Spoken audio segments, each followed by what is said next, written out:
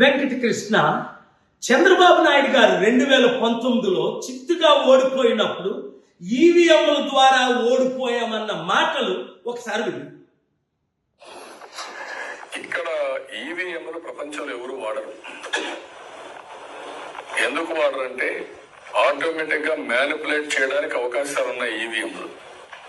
ఇది చిప్పును గాని ఎవడైతే డిజైన్ చేశాడో, ఎవడైతే దాన్ని మ్యానుఫ్యాక్చర్ చేశాడో వాడు అనుకుంటే దాన్ని కమాండ్ చేసే అవకాశం ఉంది.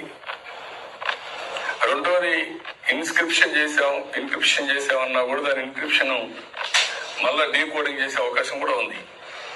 కాబట్టి ప్రజాస్వామ్యం కొంతమంది చేతల్లో ఎందుకు పెట్టాలి? ఈ మధ్య కాలంలో కొంతమంది పదాలు తిరుగుతున్నారు, మేము డబ్బులు ఇస్తే మేమంతా గెలిపిస్తాం, సీట్లను గెలిపిస్తాం అనే పరిస్థితికి వచ్చారు. ఎక్కడే పోతే ప్రజాస్వామ్యం అడుగుతున్నా. ఇది అందరూ ఆలోచించాల్సిన అవసరం. దేశంలో ఉండే ప్రతి ఒక్క రాజకీయ పార్టీ, ప్రతి ఒక్క పౌరుడు వేరే ట్రాన్స్పరెన్సీ ఇన్ దిస్.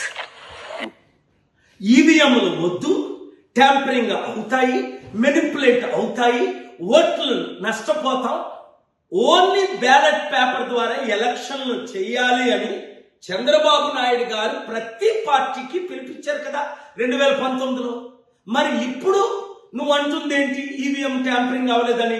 అంటే ఆయన పిచ్చోడా, నువ్వు పిచ్చోడువా? అప్పుడు మీరు సత్యం మాట్లాడారా, ఇప్పుడు సత్యం మాట్లాడుతున్నారా? నేనెప్పుడు సత్యమే మాట్లాడతా. మనిషిని మారను, మనసు మారదు, సత్యం ఎప్పుడు కూడా ఒకటి గుర్తించుకో వెంకటకృష్ణ, సత్యమే గెలుస్తుంది. ఇప్పుడు ఈవీఎంలు లేకుండా బ్యాలెట్ పేపర్లో ఎలక్షన్ పెడితే ఎవరు గెలుస్తారన్నది ప్రజలు తెలుస్తారు.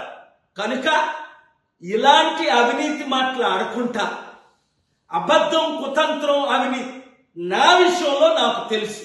ఒక బూత్ లో 22 ఓట్లు పడినప్పుడు 4 రావడం ఏంటి? అవి ఈవీఎం ట్యాంపరింగ్లు కాదా, మోసం కాదా?